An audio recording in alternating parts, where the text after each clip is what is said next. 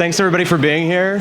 Fernando, great to be on stage with you. My pleasure. My pleasure. Thanks for being so organized and for the opportunity to be talking here today. Yeah, absolutely. I'm curious, from a show of hands, how many people were here last year in Austin at South by?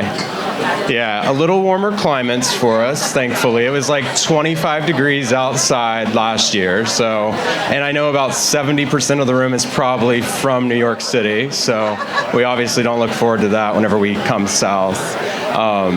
But speaking of last year was your first full year at Activision in regards to making your move from the QSR side to gaming. I'm curious to hear a little bit in regards to how that shift really has been for you. And yeah, so it was pretty much like what I was looking for in terms of putting myself outside of my comfort zone and learning a new industry. Like I did a lot of like digital transformation before, whether it was in Restaurant Brands International or Unilever, but I never worked on something that was like digitally native, and that was one of the reasons why I was so excited about joining Activision Blizzard. It's like looking back, I feel that consumer goods and fast food QSR are probably like closer to each other than gaming is to those two. For sure there are lots of similarities, but it's a very different industry. It's entertainment, basically. So it was for me, it was like a ton of 2 years now, like a ton of learning in terms of not just digital marketing, but also influencer marketing, learning around leadership style and how to influence the organization. Like when I was in QSR, like marketing is kind of like the epicenter of like creativity. In gaming, the studio who's creating the game is the epicenter of creativity, right? So you are almost like a support function in that organization. So you really need to find ways to be able to influence upstream, be able to like do the bold things that we like to do when it comes to marketing.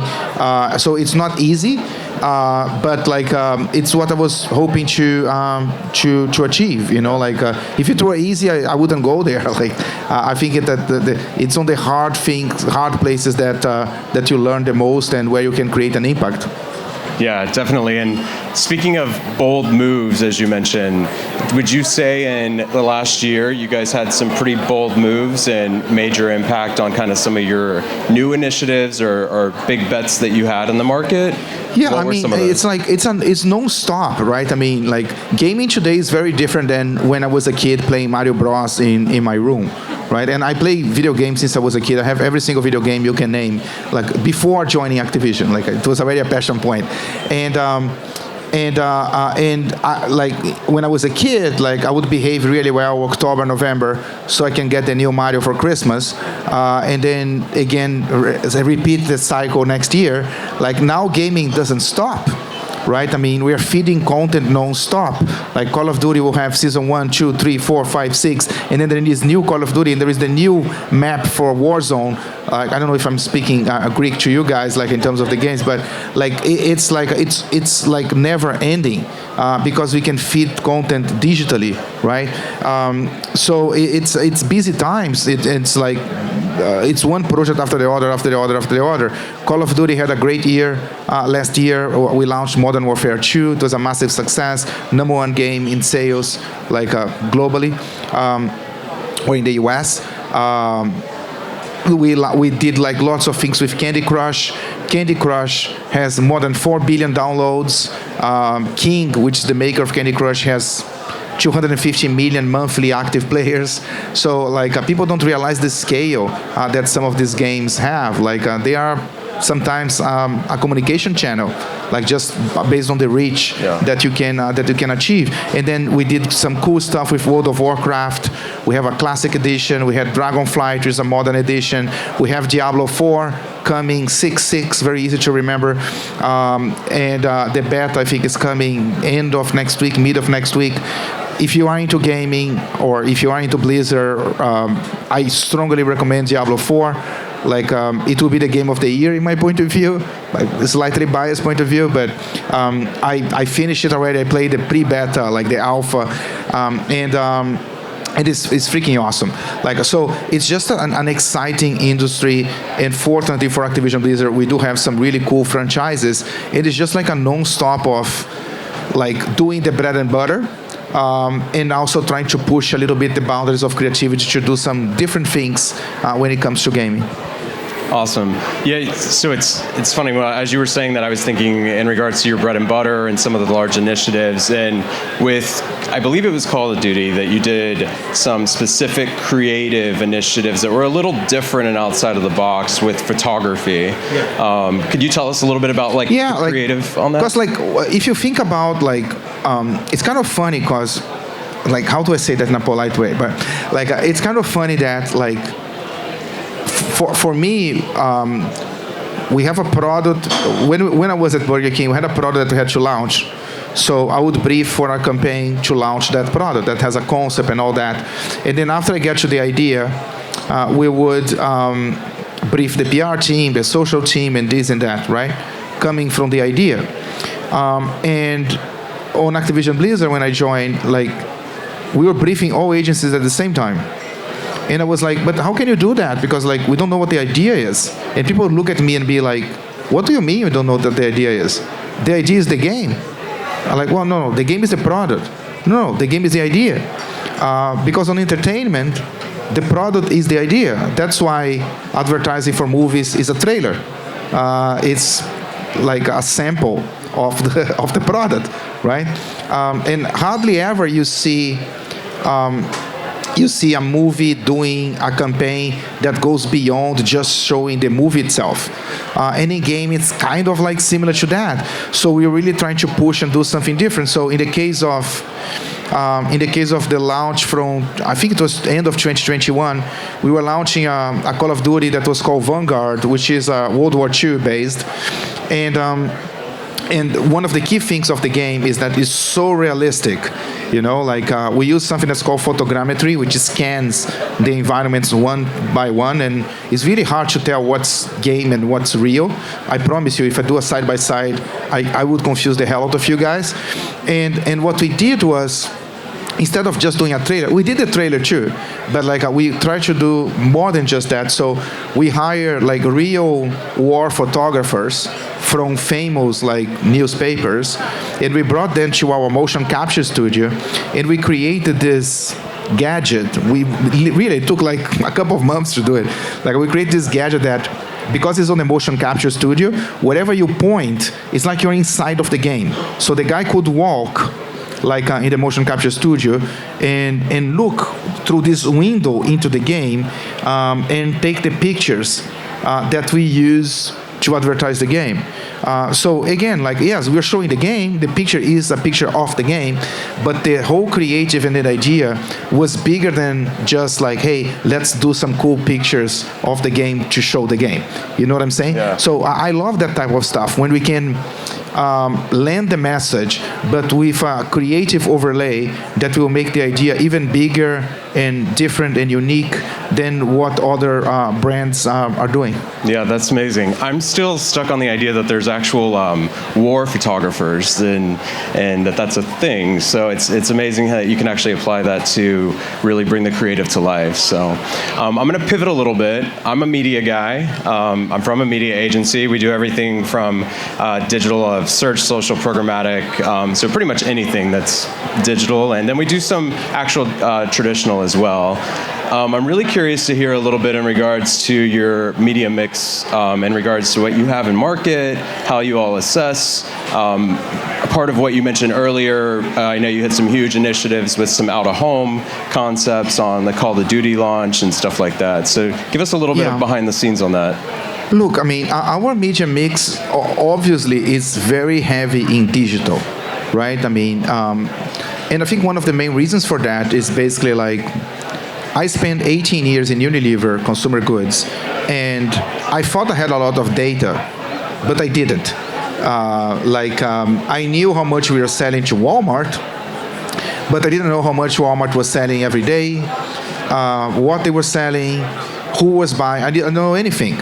I had a lot of research that we would do to prove concepts and that stuff, but I didn't have much data. And then on RBI, like using Burger King as an example, I had much more data. I knew exactly how much we're selling in each state of the U.S., city, restaurant, which are the products that are selling the most. I knew all that, but I didn't know who was buying the stuff. Like, so if you came twice in the same week, I wouldn't recognize you, like on my data. We were investing to improve our first-party data with mobile app, loyalty, mobile order and payment, and all that good stuff to do better targeting. In the case of gaming, I have infinite times more data, right? So I can target much better people in terms of what they want, like what makes them tick, when, where. So it's much more advanced when it comes to that. So the bulk of the investment goes there, or in the digital TV and everything that I can measure, and sure, like when we layer on top things that might be a little bit more traditional, like an out of home, like we try to do it in a way that increases the chance that we'll get some PR around it, or people are going to sharing social. So we avoid just doing matching luggage or whatever, do it in digital into more traditional, because I want traditional, I want the creative on the traditional, on the things that are more traditional to be like a dollar multiplier in terms of the exposure. Else my ROI will always be better in digital because of the type of business we are. Yeah. So a mix ultimately of CTV and some linear as well? Very little linear. Okay. Very, very little. I'm not surprised. Like, but for instance, on Burger King, it was different. Burger King, it was a lot of linear. Because QSR is so democratic and reaches everyone, and is such mass, like in terms of the traffic on the restaurant. So linear had a good ROI. But for us, like it really doesn't. I think that my core, honestly, I hope I'm not offending anyone when I say that, but like I don't watch much TV. I do, but I watch Netflix, Amazon Prime, Hulu, YouTube, Disney Plus. I have 4 kids, so a lot of Disney Plus. But I'm like, I only watch TV when I'm in a hotel room, and then I put CNN, and then I think that the world will end, and then I change channel after 30 minutes. But like, so like, I'm not sure if for gaming, where is a very specific audience that I know where they are through other methods, if going with like a broad approach is the best one to get the ROI you need. Yeah. So with the ROI in regards to how you're looking at your larger plays with awareness and launching things versus you're trying to go after those specific consumers that you know are going to purchase something immediately, how do you find a balance in your overall strategy and looking at it? It's a really good question. Like it always starts with the core audience. Like people who are currently playing or that are short-term lapsed and then long-term lapsed and then new. It's much, I think that for any category, it's much easier to bring people who just left or to have someone who already buys your stuff to buy it again than to bring someone who never bought it before, right? So we are very focused on, hey, let's make sure that we, for instance, if a new Call of Duty comes, like I know who is playing the current one. Like they are my first target. I want them to buy the new one.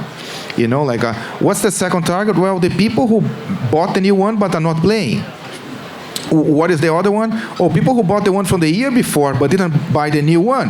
Like like I really try to bring everyone who is in the bucket or that was on the leak of that bucket before I can go and bring new people in.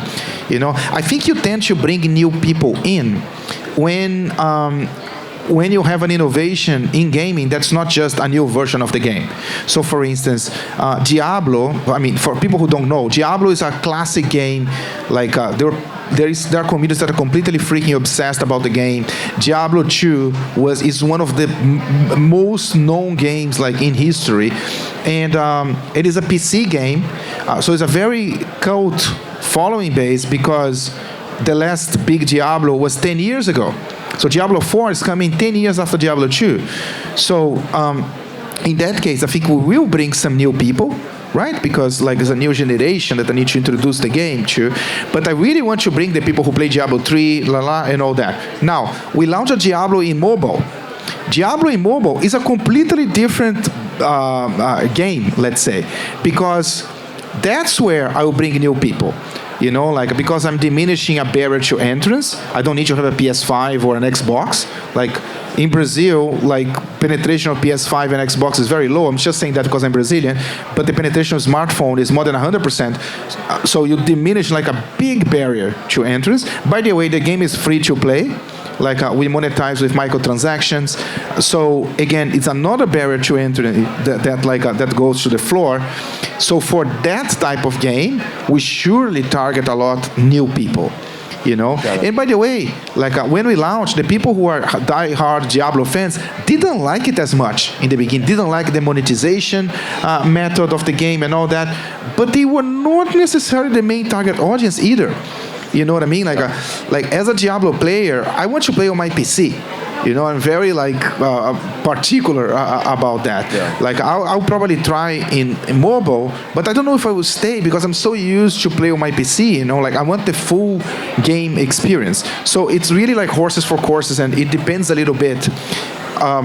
In general, you go for your core laps, short-term laps, long-term laps, and then maybe some new people.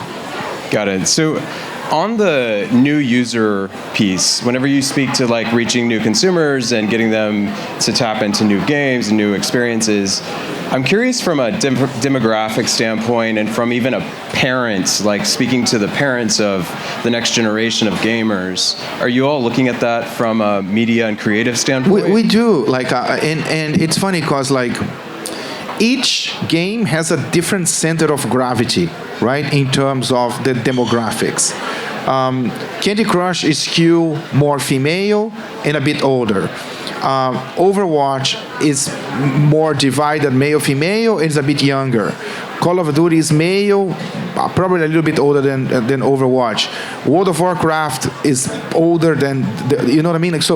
We really try to understand like where the franchise sits to then be able to build like the strategy. In some cases, the game is 18 plus. Call of Duty is 18 plus. I think Diablo 4 is 18 plus. So that also is something that we take into consideration. Got it. So staying on the theme of media and partnerships, I'll call them, collaborations, and then also the idea around putting ads in gaming experiences. Tell us a little bit about where you stand with that. So I love the idea of partner. Rewind. Anything that you do in game needs to be authentic. Yeah? Like very differently than CPG and QSR, people who play whatever game you choose, they will be very vocal and they are hardcore obsessed about the game they play. They feel, I'm talking about myself, like I feel I own the game I play. You know what I mean? Like I am part of that community. So if the brand does something that we don't like as a community, Twitter and Reddit will light on fire like I have never seen in any category. Yeah? So whatever you do needs to be authentic. I love the idea of doing partnerships. Why? Because I think that when a big game comes or a big season comes, I want to be unmissable. I want it to be everywhere. And I think that the movie industry does that really well. When the Minions come out, I remember I was in New York, the Minions came out, I was walking Times Square, which is my idea of hell. And Line Friends had an activation with Minions, Levi's next to Line Friends had an activation with Minions, so you couldn't miss the Minions. It was everywhere. And I want that. I want that when we launch Diablo, that it's freaking everywhere. So I want that when we have the new Call of Duty, I want to have a QSR partner, soft drink partner, snacks partner, our like car partner. Like I want to be like everywhere, and I think that it can benefit both brands. If we choose the right brand with the right overlapping of target audience and the right values, you can do something that's very authentic and fun, and that will be embraced by the community. talking about advertising into the game, right? I think you need to be very careful with that because, like, when I'm playing FIFA, like, I don't want to hold for 30 seconds to watch an ad. I will hate you forever, like, if you do that to me. Like, however, everyone, I mean, if you watch soccer, you know that the stadium has ads, right? So if you have the ads in the stadium, just like when you watch the soccer game, it makes the experience more realistic. And I appreciate that because I like FIFA because it's real, right? So there is a big difference between like traditional media and showing a media inside of the game, right? It's like on the Super Bowl, you are watching the ads of the Super Bowl. It's all good, right? I mean, it's actually the reason number 2 why people watch the Super Bowl ahead of the halftime show. Now, if you go down there to the field and try to sell Head and Shoulders to the guys who are playing on the Super Bowl, I don't think that will end up well for you. And that's the gamers. The gamers are not just sitting and watching. They are playing. They are the active participant on the event. You know, so you need to think about it differently. And the last thing, I know that I'm probably screwing up on time, but all good. Like if you research what is the first TV spot in the history of the U.S., I don't remember the year. I don't know if it's 42, what it was, but it's an ad from Bulova, okay? And the ad is a big watch, and it says, oh, it's 8 p.m., it's Bulova time. And that's it. Like, it's a big watch and a voice. And that ad is a radio ad, right? I mean, like, it's a static image with a voice that reads a text. And the reason why it's that way, it's because when a new medium appears, people tend to think about the new medium on the paradigm of the old one. So the first TV ad is a radio ad. So when you think about doing advertising for gaming, don't think like, oh, let me put a billboard inside of the game. You know, because that's the paradigm of advertising today. Like, the advertising in the game might be completely different. It may be that you sponsor a streamer. It may be that, like, you're going to sponsor, that you're going to be part of, like, a gaming competition. It might be esports. It might be that you're going to sponsor a skin for the game that players will love, which is what we did with Burger King. Like, we did a skin for Burger King. It was not sold in the US. I mean, you bought a Call of Duty Whopper, you get a skin for free. People are selling the skin on eBay for $40, like, which is 10x the price of the Whopper. Like, I have pictures from my friends I still have friends at Burger King. They sent to me like, look, someone just came to the restaurant and bought 150 Whoppers and told us that we could keep the sandwich. But they just wanted the code. Like, so you can add value. It may not be a copy-paste of the type of advertising that you've been doing before. And that's why I think it's important that you work with people who understand the space so that you can do something authentic and something that will pay back the love that the gamers have for whatever game they play. Yeah, that was a really long answer. I'm sorry. I'm thankful for your patience. I think I gave you 3 questions, though, in that, so that's fair. That's fair. I think that one of the things I'm hearing is we will have to make sure that in the gaming experience that the user's experience is authentic. I hate using that, but, or fun, but it or feels insightful. Right. Yeah. I think that's the definition. It needs to feel right for the game. Like, if you're in a race car game, I'm not a gamer, by the way, so I don't even know. But if you're in a race car game and you're flying by a Burger King, that would feel authentic. Yeah. And then hopefully the whole other problem with this is that's not solved is the measurement side, right? Like, we can measure the hell out of stuff in the game. Well, sharing the measurement, though. Yeah. Because you almost become your own. Yeah, but like we can measure, like, it's like I have more measurement than I would like to have. Yeah. You know, I mean, and we can build some really nice cases because of that. But like, it really depends on the game. You know, if you play Candy Crush, it's fine. You're okay watching an ad to get a life. Because you know that's kind of like how it works. Like, so it really depends on the game, and you need to be the authentic self of your brand in a way that adds value or that's welcome by the community that's playing that specific game. Yeah, especially if the consumer's getting free experience or discounted experience to it. So I want to shift gears a little bit and talk about the metaverse, AI, AR. Let's throw a whole bunch of acronyms in there because that's what we do, right? But gaming really was at the forefront, I feel, of all these things that we think are new now and have influenced like where things are going. I'm interested to hear your perspective on that, how you feel it is going to change even in gaming as it continues to grow with... Yeah. So like today, the number one reason why people play most of the games that we have at Activision Blizzard is to stay connected with their friends. I think number two reason is to meet new people. So gaming evolved from Fernando playing Mario in the dark so that my parents don't catch me that I'm playing at odd hours alone, to you connecting with your friends through gaming. Like there was a quote on the New York Times, which I think is something around the lines of, in the past, we were friends and that's why we play video games together. And today is like we play video games together, that's how we became friends. So gaming became much more social by nature. Like I remember back in, I think 2004, maybe 5, the first time I saw Second Life. I don't know if you know what Second Life is, but like Second Life to me is like, well, depending on how you define the metaverse, like if your definition of the metaverse is like a bunch of people hanging around in a virtual space and they can be whoever they want, that's Second Life.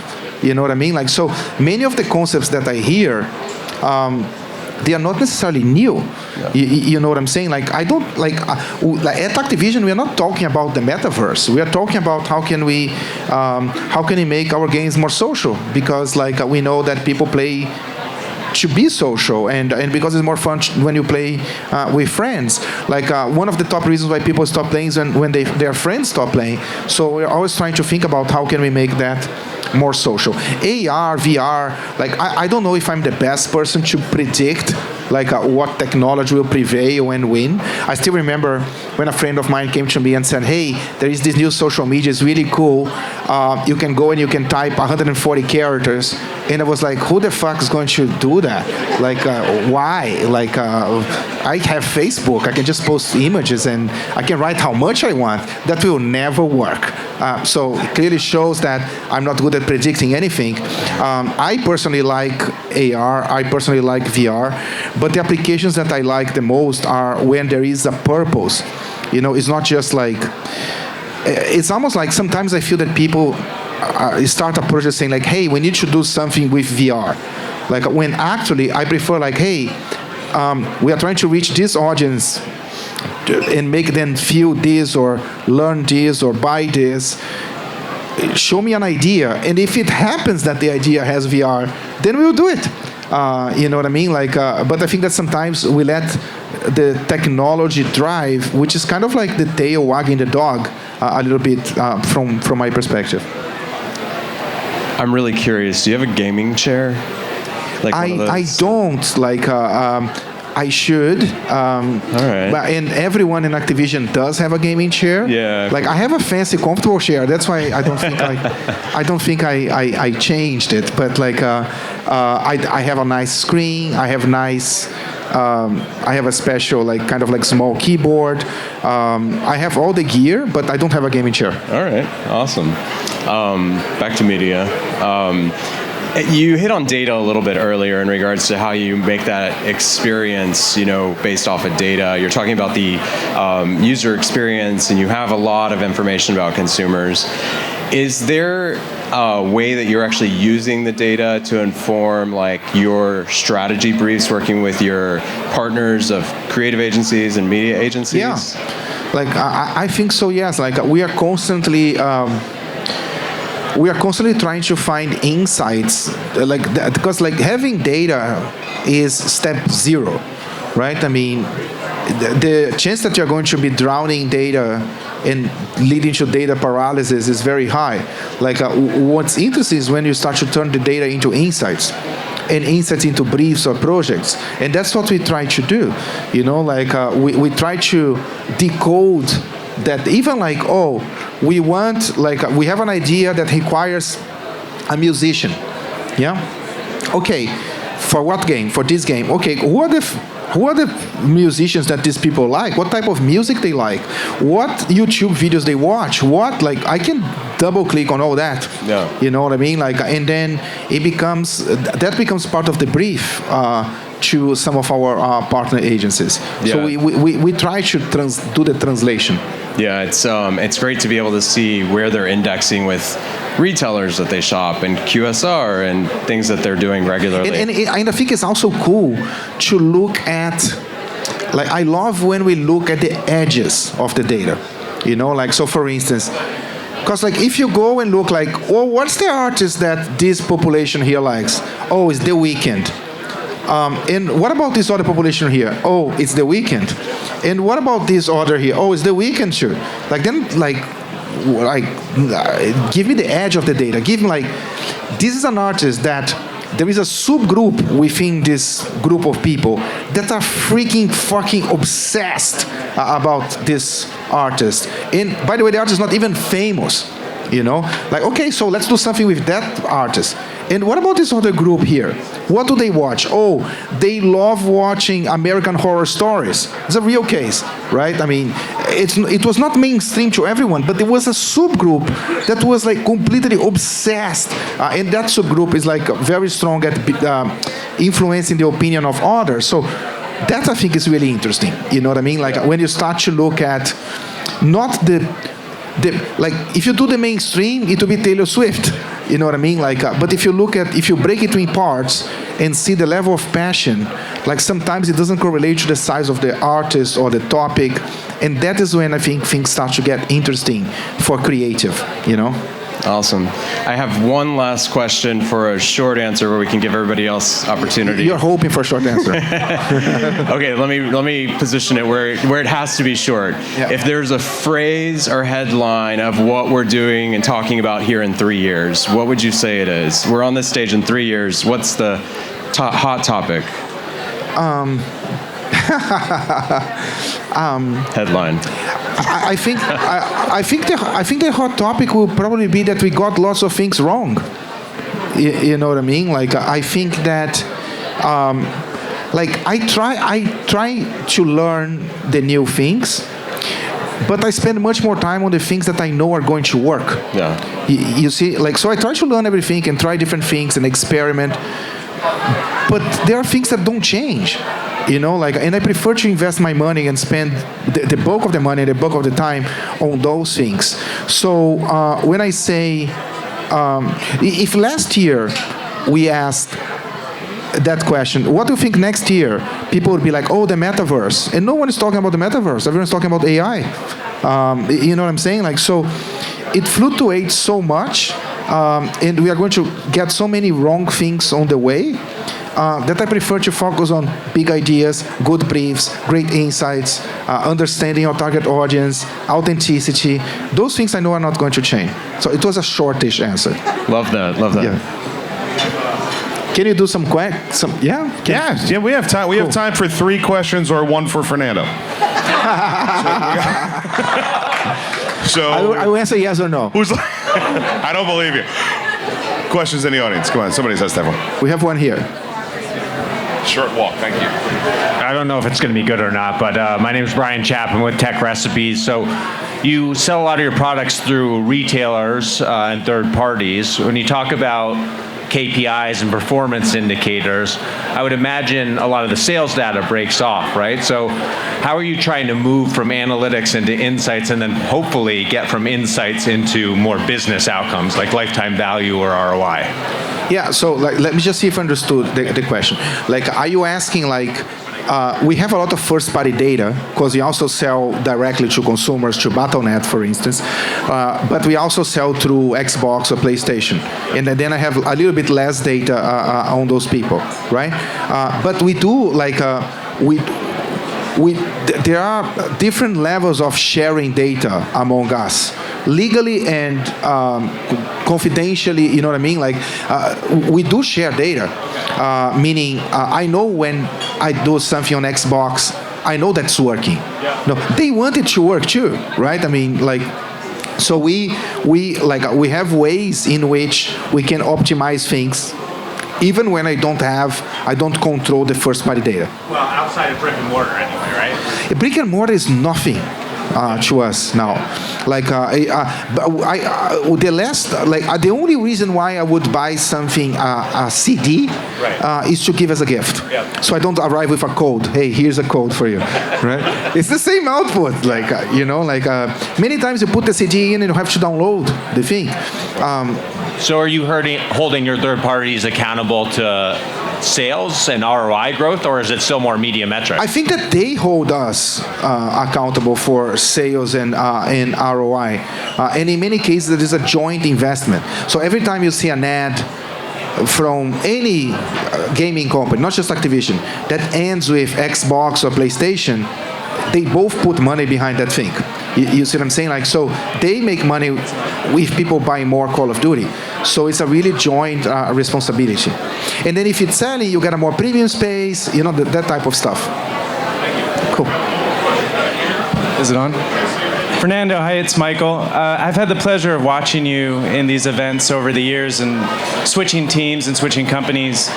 And you've always been very successful, and it's always been a joy to watch. But for people who manage large teams, how do you personally keep your teams accountable and productive and also energized, especially in times like these, heading into a recession, lots of uncertainty?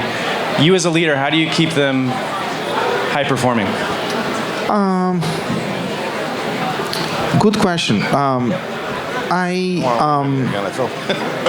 think there is a difference between holding the team accountable and motivating the team, right? They're two separate things. I think that on the accountability, I think it's important that you define what you are trying to accomplish early on in a way that's measurable and clear and not that complicated to everyone. When I was at RBI, we had something that was called the MBOs, which is kind of like the list of targets that you have. It is basically not everyone has the same, but it's all intertwined in the whole company. And it's all very measurable. And we would have reviews and see where are we, when it comes to that, and course correct, and there was no really pointing fingers, it was really a culture of accountability, but also a culture that understood that we are all in this together, we need to roll to the same direction, right? So to me, having clear targets and clarity on what the strategy is, why we are doing this, if you have to deliver this, how that piece of the puzzle connects to the bigger mission or purpose or objectives that we have. I think spending time on defining those things early on in the year and having touch points that you review, I think are really important. In terms of motivating the team, I think it's harder to answer that one. You know what I mean? I try to be very present. I try to empower people. I feel that I'm an authentic person. If you know me outside of the work, it's going to be pretty much the same thing. I try to be informal, approachable, listen to people, be empathetic. I know that all the things I'm saying are a little bit cliche, but I just try to be a good leader and not to do with others the shitty things that someone did to me at some point, because we all went through that. And I feel that the team feels that I have their back, through the good and through the bad. I always tell the team, people come to me, it's it's so not easy, so hard. I'm yeah, if it were easy, someone else would have done it already. And if it were easy, it would need us. When people come and say oh my God, it's a shit show, blah, blah, blah. I'm hopeless optimistic, so I think we'll get there. I have on my wall at home, everything will be good at the end. If it's not good now, it's not the end. I don't know what else to say. I just try to be close to them. I think empathy goes a long way for people to want to work with you. They're lucky to work for you. Thank you, Fernando. My pleasure. Thank you. Thank you, Michael.